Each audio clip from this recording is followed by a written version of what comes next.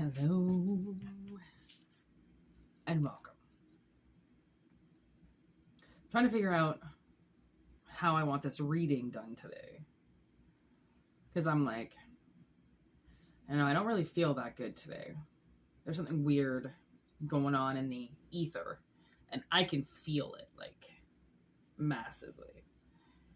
So, but I'm like, I need to do this reading, So, I don't know if there's just a lot opposed to me doing this reading, which could be the case. But you know me in opposition. I laugh in the face of opposition. I do not turn away.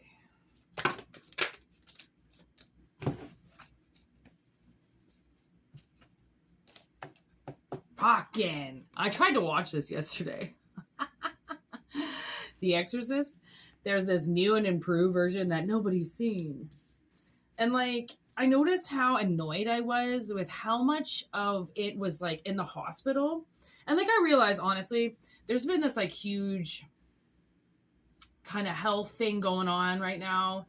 And people kind of choosing to do it like the homeopathic way as opposed to the prescription kind of way. And anyways, I was like trying to watch it yesterday again. And like, I was fast forwarding through all the medical parts and then the movie was over. And I'm like, wow, so much of it is in the hospital. It's like not even a movie. Like, I mean, if you do that, if you ever want to experiment with that movie and fast forward through the medical parts and obviously the stupid beginning, okay, like, oh my God, they go on and on and on. Stupid. Like, some of it is just like, I don't know what this has to do with the reading. There's Trickster.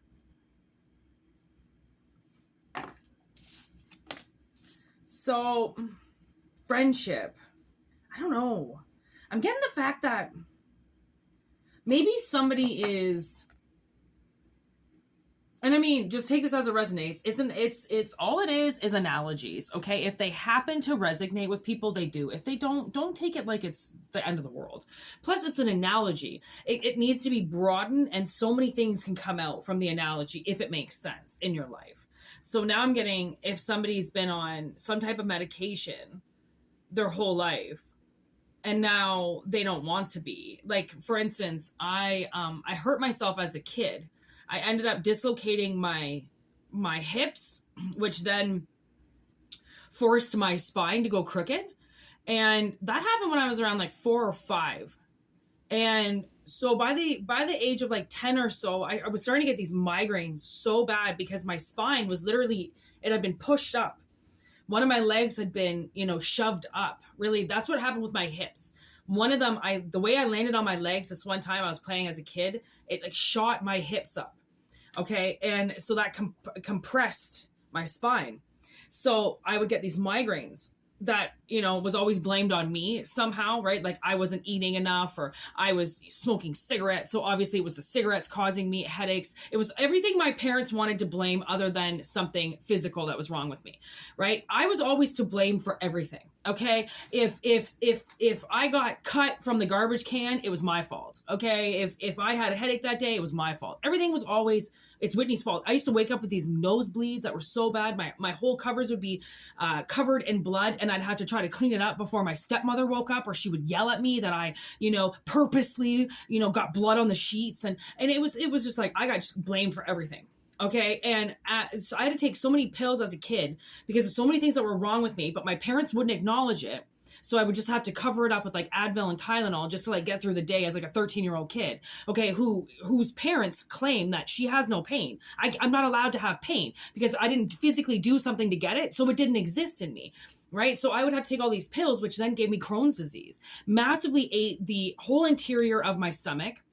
Plus, I would drink so much Diet Coke because my mom never bought groceries, but she always bought Diet Coke for some reason. So I would drink Diet Coke for breakfast before I went to school. 12 years old. One day I broke down. My stomach was in so much pain I couldn't go to school. And now I'm realizing a lot of it, like I try to take a lot of homeopathic remedies, right, to relieve some of the pain in my body, so then I don't have to take Tylenol, so then I don't have to take Advil, because yes, I don't take any hardcore drugs. I was never allowed. Okay. My father said that I was a codependent on drugs. So my doctor never gave me anything stronger than ibuprofen. And which I don't see doctors anymore. My dad also went to my doctor and said that I was suicidal because of the drugs that he put me on. I couldn't use my third eye. So I said I didn't want to go on them anymore. I told my doctor I was suicidal, trying to get me locked up. My parents have forced so much abuse on me, as if the abuse is going to make all my health things go away. So eventually I just stopped talking about everything, because why would I want to talk about it when I'm getting degraded? I'm getting yelled at. I'm being called a liar, right? And all the while I'm sitting there, and this like little child inside of me is screaming because she has no voice. Nobody will listen to her. Everybody will blame things on her, but nobody will listen to her. Okay. So, and you think about Reagan, right? She gets taken over by a demon. Okay. And they keep blaming it on her. It's her back spasms. Okay. It's her puberty. It's her changes. It's her body. And then they said, what did they blame it on? Oh my God. I couldn't believe it. They blamed it on something. And I was like, are you kidding me? Oh, I was watching this other movie and they broke their arm. And Witches of Eastwick, and they were like, oh, the bone marrow is poisoning her. The bone marrow is poisoning her from the breaking of the bone. And honestly, I don't know. Somebody needs to get the doctors away from them, I think, if this makes sense. Okay. Honestly, I'm not ever going to say don't go to the doctors. If you're in pain, don't call 911. Always do that. But if this is analogy, whatever the doctors are, whatever the faculty is, whatever the prescriptions are, somebody needs to try to make almost like a home remedy. Because whatever they're prescribing is toxic to you. It's toxic. And spirit knows that. That would be like, trying to get a tarot card reading from a machine. No, you need to get a tarot card reading from a person, right? Somebody needs healing through a person, not through medication. I tried to tell my father that. My stepmother has taken pills for 30 years, blaming my sister. My sister did something to her. My sister. But that was wrong of the doctors to give my stepmother something to coddle her in order to deal with a 16-year-old, right? The doctors coddled her and gave her pills to deal with a 16-year-old. Okay. Now she's still taking those pills codependently to deal with that 17-year-old that is now a 40-year-old that she won't look in the face. Why won't she look in the face? Because she was coddled and she was allowed to take medication as opposed to deal with her problems. People who can't deal with their problems will medicate. Okay, there it is. That's the combination. Somebody is taking pills to medicate from you as opposed to possibly talk to you.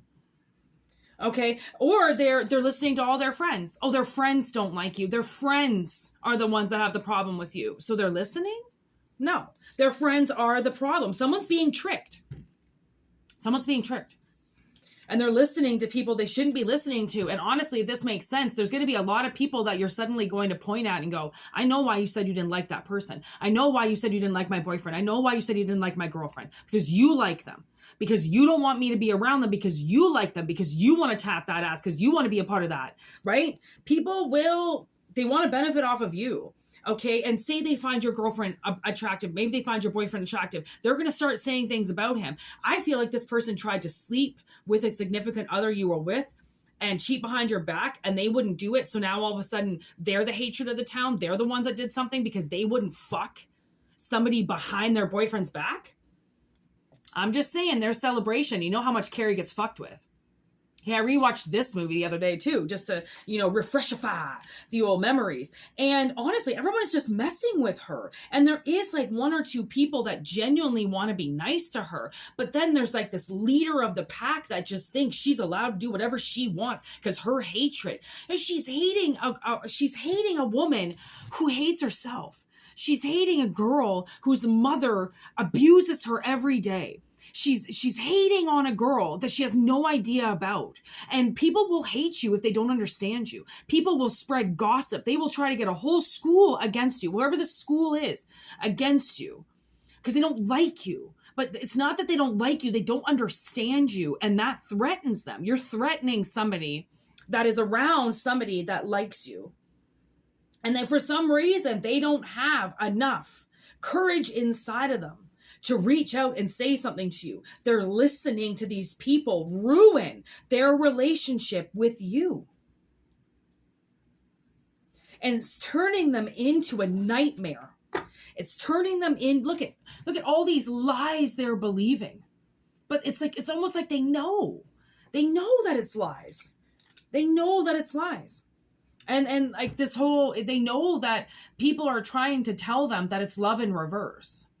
Okay, when you two are exactly meant for one another. Exactly 1000% meant for one another. But everybody says you're not. You know why? Because everybody wants to put you on the other side of this person. They want you away from your family. They want you away from your loved ones. They want you detached. They want you at the bar every night. They want you socializing. They want you on the other side.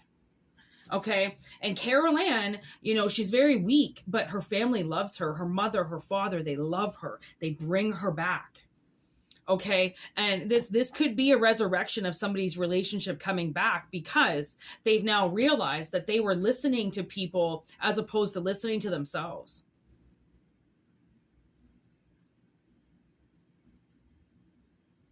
And it's almost like their own friends will turn on them in the drop of a hat. But you didn't. Even when they turned on you, you didn't turn on them. But they turned on you. So now it's their turn to come back around and say, hey, by the way, you know, I listened to a lot of things and I conformed to the lies about you. I submitted to these people because they said they were my friends. They said they had my back. They said they were watching out for me. And really what they did was put me on this hatred side. They put them on a side where they didn't want to be. And once they got on the side with all the people that hated you or all the spirits that hated everybody, they realized that they made a bad decision. They were tricked. This person, obviously, I don't know, they find family very tight. They find friends very tight. They listen to people. They trust people. These people led them astray.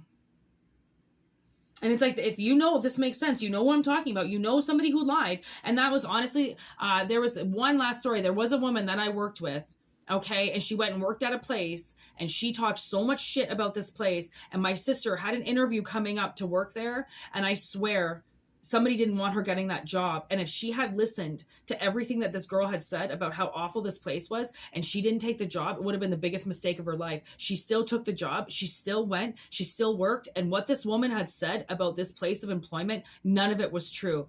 Then a year later, she actually spoke to her boss about the lady that had talked so much shit about her business.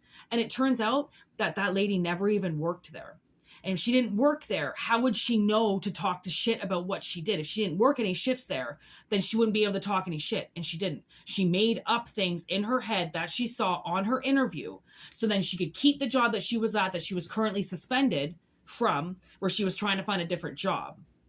But people who mass manipulate, people that are used to doing this, will go around spreading a bunch of rumors, and it's your job to go and fix those rumors. It's your job to go out and investigate. Are these lies? Are these people trying to consume me, or do they actually have my back? Because let me tell you, even if friends have your back, if friends truly love you, they will let you do things. And they won't try and stop you. They'll try to say, like, you know, something along the lines of, have you really thought about this? You know, because like, just really think about it. But a friend who doesn't have your back will just tell you not to do it at all. Right? Don't do any information. Listen to what I'm saying. Listen to the lies. Listen to the gossip. Don't go and try to find your own truth. Just listen to what people say, because people are right. No, they're not. They're full of hate. So anyways, we're going to leave it at that. Thank you so much. If you want to participate in a private reading and get a little bit more into this whole lying bullshit scheme, WhitneyMoonshine@gmail.com. One word. Okay. gmail.com, and we can book that for you whenever you are ready to meet me. And if not, just enjoy the freeness of the channel. Thank you so much for all your likes, all your comments, all your subscribes, all your support. This is an amazing channel, and it's still going to grow, and I love it, and I love you, and thank you so much. All right, peace out. Have a good one.